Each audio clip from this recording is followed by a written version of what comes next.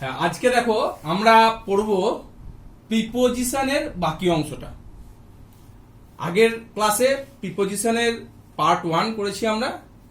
সেখানে 3টে প্রিপোজিশন শিখেছিলাম, অন, অ্যাবভ এবং ওভার। আজকে বাকি প্রিপোজিশনগুলো দেখব। দেখো, প্রথম প্রিপোজিশন 4 নম্বর কলামে লেখা আছে। প্রথম প্রিপোজিশন হচ্ছে একটা বক্স করা আছে, বক্সের মধ্যে একটা বল আছে। দেখো, অর্থাৎ এর দ্বারা বোঝাচ্ছে কোনো জিনিস যখন অন্য আর একটা কিছুর মধ্যে থাকে তখন প্রিপোজিশন যেটা ব্যবহার করা হয় সেটা হলো আইএন, ইন। যেমন ঘরের মধ্যে ছেলেরা আছে, the boys are in the room. পুকুরের মধ্যে মাছ আছে, the fish is in the pond. Pond আছে পুকুর, পুকুরের আগে ইন বসবে। এখানে একটা উদাহরণ নিয়েছি আমরা। দেখো, দি books are dash the bag. The books are বইগুলো আছে ড্যাশ, এখানে আমরা কিছু এখনো লিখিনি, লিখে নেওয়া হবে ড্যাশ দি ব্যাগ। বইগুলো আছে ব্যাগের মধ্যে বলতে চাইছে, ব্যাগের মধ্যে বা ব্যাগের ভিতরে। তার জন্য দেখো এই শূন্যস্থানটা আমি পূরণ করে দিয়েছি। শূন্যস্থানটা রয়েছে আইএন, ইন। ঠিক তেমনি ভাবে যদি আমি একটু আগে বললাম যে যদি ধরো বলা হয় যে পুকুরের মধ্যে মাছ আছে, তাহলে বলবো the fishes are in the pond. In, in মানে ভিতরে, ইন দি ব্যাগ মানে ব্যাগের ভিতরে, ইন দি পন্ড মানে পুকুরের ভিতরে, ইন দ্য পকেট মানে পকেটের মধ্যে বা ভিতরে। এইভাবে ভিতরে বোঝাতে গেলে যার ভিতরে বোঝাচ্ছে তার আগে ইন প্রিপোজিশনটা ব্যবহার করা হয়। তারপর এটা দেখো 5 নম্বরটা, আইএন, ইন, টিও, টু। দুটো একসাথে, ইন আর টু দুটো প্রিপোজিশন একসঙ্গে জুড়ে দিলে হয় ইনটু বলে একটা প্রিপোজিশন। ইনটু প্রিপোজিশনটা কি রকম দেখো, এখানে ছবিতে বোঝানো হচ্ছে এই বলটা তীর চিহ্ন দিয়ে গিয়ে বক্সের মধ্যে ঢুকে পড়ছে। অর্থাৎ বলটা ছিল বাইরে, সেটা গিয়ে ঢুকলো বক্সের মধ্যে।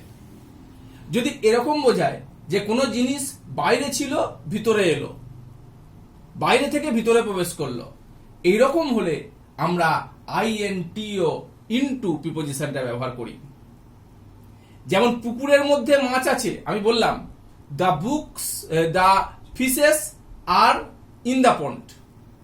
কিন্তু যদি বলি মাছটা পুকুরের মধ্যে ঝাঁপ দিল, ঝাঁপ দিল মানে নিশ্চয়ই বাইরে থেকে পুকুরের ভিতরে গেল।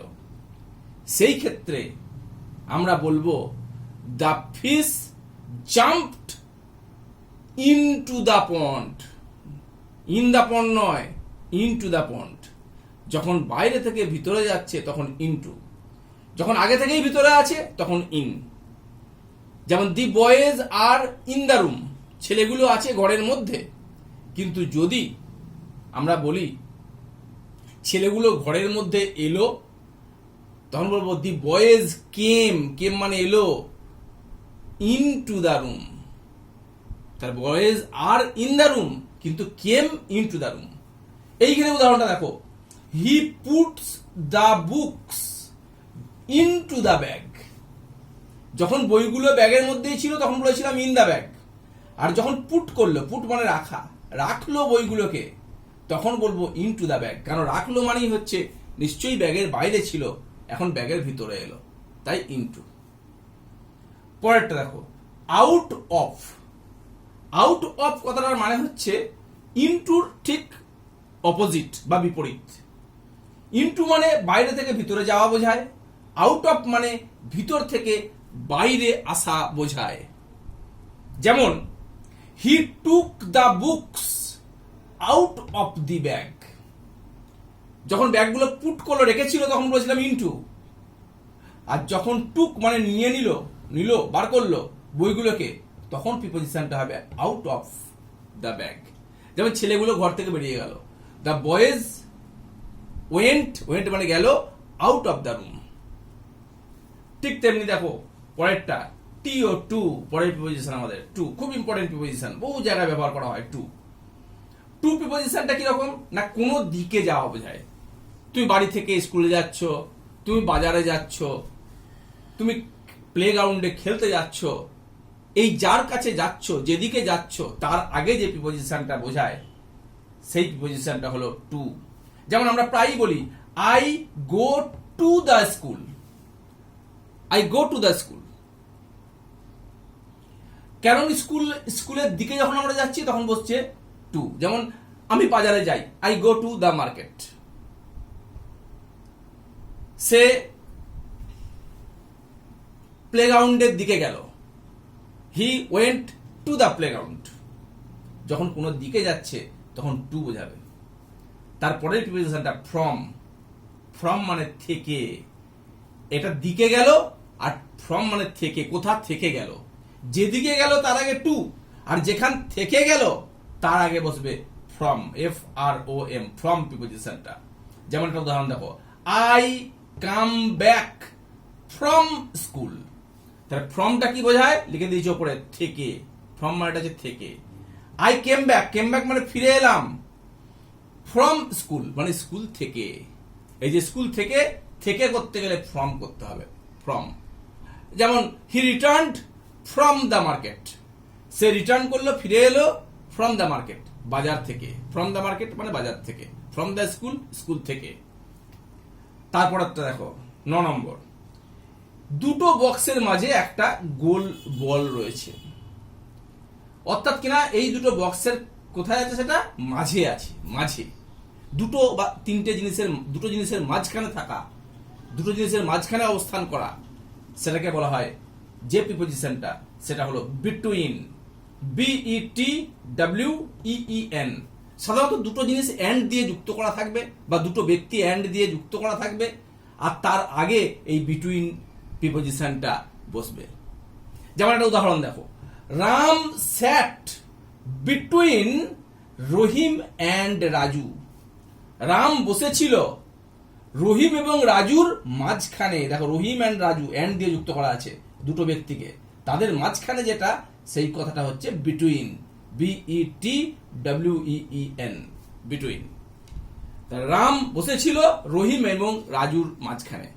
আমি এরকমও বলতে পারি, দুটো পুকুরের মাঝখানে আমাদের প্লেগ্রাউন্ডটা, আমাদের খেলার মাঠটা। তাহলে কি বলবে, our playground is situated between two ponds, between two ponds, দুটো পুকুরের মাঝখানে। তারপরে দেখো বিসাইড, BESIDE, বিসাইড। বিসাইড মানে হচ্ছে পাশে, কোনো কিছুর পাশে থাকা, ডান দিকে বাঁ দিকে পাশে থাকা। যেমন রাম স্যাট, সিটের পাস্ট টেন্স হচ্ছে স্যাট, সিট মানে বসা, স্যাট মানে বসেছিল। রাম বসেছিল না, সরি, তারপর একটা আমরা উদাহরণ নিচ্ছি, বিসাইডটা। There is a pond beside our house. There is a pond beside our house. Beside মানে বললাম পাশে, বিসাইড আওয়ার হাউস মানে আমাদের বাড়ির পাশে।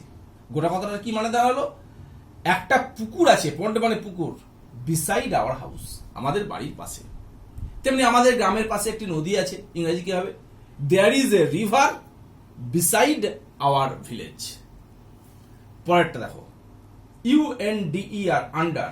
আন্ডার মানে নিচে।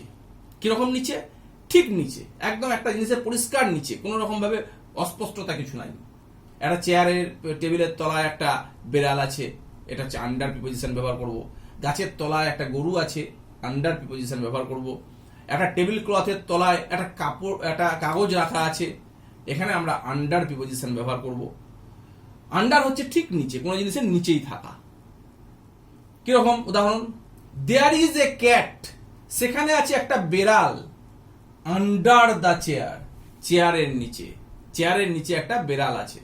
অথবা এরকম একটা উদাহরণ দিতে পারো যে দেয়ার ইজ এ ম্যান, ওখানে রয়েছে একটা লোক, সিটিং বসে আছে, আন্ডার এ ট্রি, গাছের, একটা গাছের নিচে। আন্ডার মানে নিচে। বিলো, BELOW, বিলো মানেও নিচে। আন্ডার আর বিলোর মধ্যে খুব সামান্য অর্থের পার্থক্য আছে, তবে সাধারণত যেগুলো পরিষ্কারভাবে নিচে বোঝা যায় সেগুলোতে আমরা আন্ডার ব্যবহার করি, আর বিলো হচ্ছে অনেকটা অস্পষ্ট, মানে নিচের প্রশ্নগুলোর উত্তর দাও। অ্যান্সার দ্য কোশ্চেন্স, এই যে দেখো উদাহরণটা, answer the questions as stated below. প্রশ্নগুলোর উত্তর দাও যেগুলো বলা হয়েছে বিলো, নিচে। এইটা নিচে মানে ওই চেয়ারের তলার নিচে বা গাছের তলার নিচের মতো নয়, এটা একটা অ্যাবস্ট্রাক্ট ধারণা, একটা ধারণা যে নিচের যে কোনো একটা জায়গায় হতে পারে, ঠিক নিচেই হবে এমন কোনো কথা নাই, সেরকম জায়গায় একটা উত্তরগুলো লেখো। এবার আসছে আপ, ইউপি আপ। আপ মানে উপরের দিকে ওঠা বোঝায়। দেখো ছবিটা দেখো তাহলে বুঝতে পারবে। আপ মানে হচ্ছে উপর দিকে ওঠা বোঝাচ্ছে, অর্থাৎ পাহাড়ে চড়া, সিঁড়ি দিয়ে উপর তলায় উঠে যাওয়া, গাছে ওঠা, এইগুলোকে সব আপ ব্যবহার করা হয়। সাধারণত বেশিরভাগ সময় দেখবে ক্লাইম্বের সঙ্গে আপ ব্যবহার করা হয়। ক্লাইম্ব মানে ওঠা বা চড়া। I climbed up the hill, আমি উঠলাম পাহাড়ের উপরে। I climbed up the hill. আবার নেমে এলে কি হবে, ঠিক উল্টোটা। এটা যেমন ওঠা, নামাটা হচ্ছে ডাউন, DOWN, ডাউন। যেমন I came down from the tree, মানে আমি নেমে এলাম গাছ থেকে, কেম ডাউন। তারপরে ইম্পর্টেন্ট, খুব ইম্পর্টেন্ট প্রিপোজিশন উইথ। উইথকে বিভিন্ন জায়গায় বিভিন্ন রকম অর্থ সহকারে ব্যবহার করা হয়। যেমন উইথ মানে কোথাও সঙ্গে, উইথ মানে কোথাও দিয়ে, উইথ মানে কোথাও আবার নিয়ে। এতগুলো উইথের মানে হয়। যেমন প্রথমে দেখো সঙ্গে, I play with my brother. Brother মানে ভাই, প্লে মানে খেলা। আমি খেলি উইথ মাই ব্রাদার, আমার ভাইয়ের সঙ্গে। আবার উইথ মানে যখন দিয়ে, তখন কেমন ব্যবহার করা হয়? I write with my pen, আমি লিখি আমার পেন দিয়ে। I write with my pen. তাহলে এগুলো এরকমই হবে। তোমরা ধরো আমি আমার বন্ধুদের সঙ্গে পড়াশোনা করি, কি ইংরাজি হবে? I study with my friends. আমি ছুরি দিয়ে সবজি কাটি, যখন দিয়ে মানেটা, তখন I cut the vegetables with my knife. Knife মানে ছুরি দিয়ে, উইথ নাইফ মানে ছুরি দিয়ে। আবার দেখো নিয়েও মানে হয় উইথের। যেমন হি কেম উইথ এ সোর্ড, সে এলো উইথ মানে নিয়ে একটি সোর্ড। সোর্ড মানে তরবারি, তরোয়াল। সে একটা তরোয়াল নিয়ে এলো। He came with a new dress, সে একটা নতুন ড্রেস নিয়ে এলো। তাহলে উইথ মানে নিয়ে হয়, উইথ মানে দিয়ে হয়, উইথ মানে সঙ্গে হয়। এরপর একটা আসছো ফর, FOR, ফর। ফর মানে জন্য হয়, বাংলায় জন্যে বা জন্য, অথবা ধরে, কতক্ষণ ধরে। ধরে মানে কোনো কিছু ধরা নয়, হোল্ড করা নয়, কতক্ষণ ধরে একটা কাজ হচ্ছে, সেইটা সময়টা বোঝায় ফর। যেমন দেখো আই ব্রিং ফুড, আমি আনি খাবার। ব্রিং মানে আনা, ফুড খাবার আনি। ফর মাই ব্রাদার, আমার ভাইয়ের জন্য। ইংরেজি কি হবে? For my brother. আমি খাবার আনি আমার ভাইয়ের জন্য। ফর মাই ব্রাদার, ফর জন্য। যেমন আমি বলতে পারি হি স্টাডিড হার্ড, সে কঠিন পড়াশোনা করেছিল, কঠোর পড়াশোনা করেছিল। For doing well in the examination, ভালো ফল করার জন্যে পরীক্ষাতে। ফর ডুইং ওয়েল, ভালো ফল করার জন্যে, ওয়েল মানে ভালো। তাহলে ফর মানে জন্য। আবার কতক্ষণ ধরে হয় সেটাও ফর বোঝায়। যেমন দেখো it is raining for 2 hours, এখন বৃষ্টি হচ্ছে। রেইনিং মানে বৃষ্টি। ফর 2 hours মানে 2 ঘন্টা ধরে। আওয়ার্স মানে ঘন্টা। ফর 2 hours মানে 2 ঘন্টা ধরে বৃষ্টি হচ্ছে। আবার অফ, এটাও খুব ইম্পর্টেন্ট একটা প্রিপোজিশন। অফ এর বাংলা মানেটা হয় এর, এর। যে জিনিসটার তার আগে যদি অফ বসাই, তার সঙ্গে একটা বাংলাতে এর যোগ হবে। যেমন অফ স্কুল মানে স্কুলের। অফ প্লেগ্রাউন্ড মানে প্লেগ্রাউন্ডের। অফ রাম মানে রামের। যার সঙ্গে আর যার আগে অফ যোগ করা হবে, বাংলাতে তার সঙ্গে এর যোগ হবে, এর বোঝায়। অফ রাম রামের, অফ স্কুল স্কুলের, অফ দ্য ট্রি গাছের। দেখো এখন দিস ইজ দি স্টেজ, এইটি হচ্ছে একটি স্টেজ, মঞ্চ, ড্যাশ দ্য স্কুল, কি লিখেছি আমরা, অফ দ্য স্কুল, এটি হচ্ছে আমাদের স্কুলের মঞ্চ, অফ দ্য স্কুল মানে স্কুলের স্টেজ, অফ দ্য স্কুল স্কুলের স্টেজ। লিভস অফ ট্রিজ,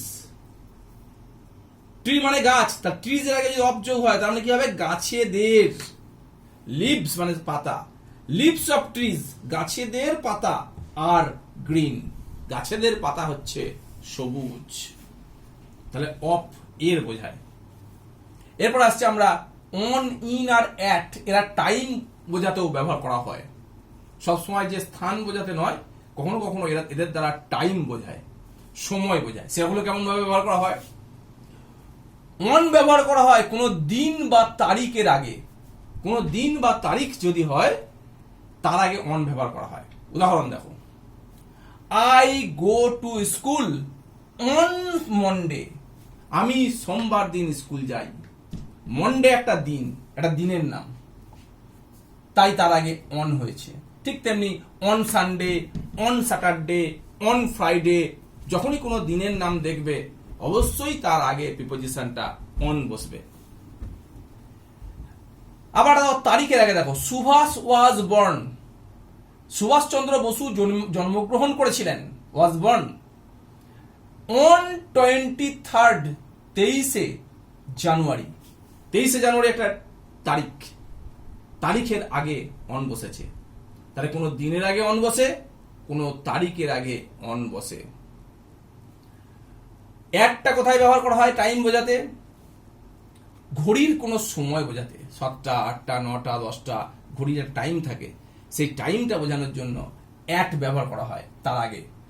যেমন আই গেট আপ, আমি ঘুম থেকে উঠি অ্যাট 7 AM, মনে করো তুমি সকাল 7টায় ঘুম থেকে ওঠো, তাহলে 7 AM মানে সকাল 7টা, তার আগে অ্যাট বসেছে।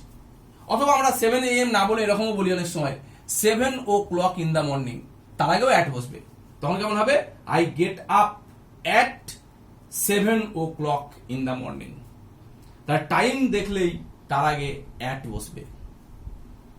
আর যদি কোনো সাল থাকে, দেখো 1947 সাল, সালের আগে বসে প্রিপোজিশন ইন।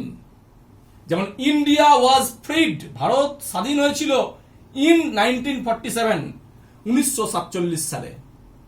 তেমনি 2021 সালেটা, যেমন বলবো যে আমি 2021 সালে স্কুলে পড়ি, I read in school in 2021, অর্থাৎ 2021 সালের আগে ইন বসলো।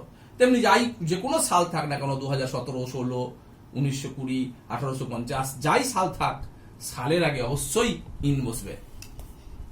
কয়েকটা মনে রাখার মতো উল্লেখযোগ্য বিষয় যেগুলো মনে রাখবে ভালো করে, যেমন দেখো, I take breakfast in the morning, মনে রাখবে মর্নিং এর আগে সব সময় ইন প্রিপোজিশন বসে, মর্নিং এর আগে, মর্নিং মানে সকাল, আমি ব্রেকফাস্ট মানে সকালে আমি খাবার খাই, ইন দ্য মর্নিং মানে সকালে, মর্নিং আছে, ইন বসবে অবশ্যই।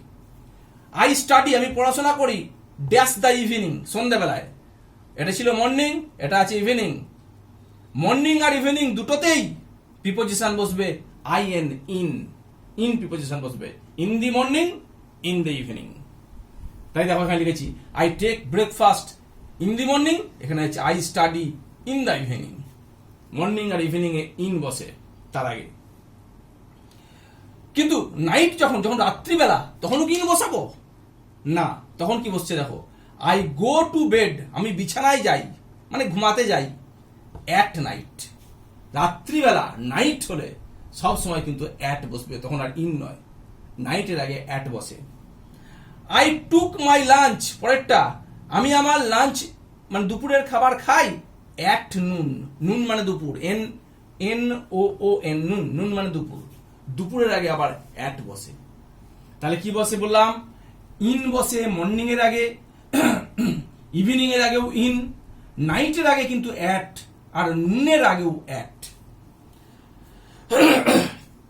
তারপর দেখো, I live dash Baradi dash Bardhaman, এরকম যদি দেয়, দুটো জায়গার নাম একই সেন্টেন্সের মধ্যে দিল, একটা ছোট জায়গা আর একটা বড় জায়গা, একটা ছোট জায়গা আর একটা বড় জায়গার মধ্যে অন্তর্ভুক্ত, তখন কেমন হবে? যেমন বারাড়ি একটা ছোট একটা গ্রামের নাম, সেটা জায়গাটা ছোট। বর্ধমান একটা জেলার নাম, অনেকটা বড় জায়গা। যেটা ছোট জায়গা দুটোর মধ্যে তার আগে বসবে অ্যাট, আর যেটা অপেক্ষাকৃত বড় জায়গা তার আগে বসবে ইন। ওই জন্যই করা হয়েছে I live at Baradi in Bardhaman. তারপরে দেখো ভার্বের আগে অনেক সময় টু যোগ করা হয়, ভার্বের আগে টু যোগ করা হয়। যেমন নিচেতে দেখো আই ওয়ান্ট টু প্লে নাও। কোনো ভার্বের আগে, প্লে হচ্ছে ভার্ব, একটা কাজ করা বোঝায়, তার আগে যখন টু বসেছে তখন এই ভার্বটাকে সেটা ইনফিনিটিভস তৈরি করে। তোমাদের বইতে আছে। ইনফিনিটিভস এর বাংলা মানেটা কিরকম দাঁড়ায়? প্লে মানে খেলা, টু প্লে করলে মানেটা দাঁড়াবে খেলতে, গো মানে যাওয়া, গো এর আগে যদি টু বসাও, টু গো মানে যেতে, টু ইট, ইট মানে খাওয়া, টু ইট খেতে, টু প্লে খেলতে, টু টু কাম আসতে, কাম মানে আসা। তাহলে আই ওয়ান্ট আমি চাই, to play now, to play মানে খেলতে, নাও মানে এখন, আমি এখন খেলতে চাই, ইংরেজিতে কেমন করে লিখবে? I want to play, play মানে খেলা, টু প্লে খেলতে, নাও। আই ওয়ান্ট আমি চাই, টু প্লে নাও আমি চাই খেলতে এখন।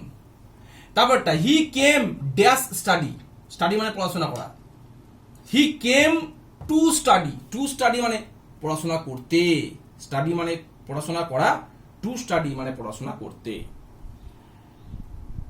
এইগুলো মোটামুটি ভালো করে মনে রাখতে হবে। এই প্রিপোজিশনের এটা সেকেন্ড পার্ট, আর সামান্য একটুখানি প্রিপোজিশনের আলোচনা করার বাকি আছে, সেটা পরের ক্লাসে করা হবে।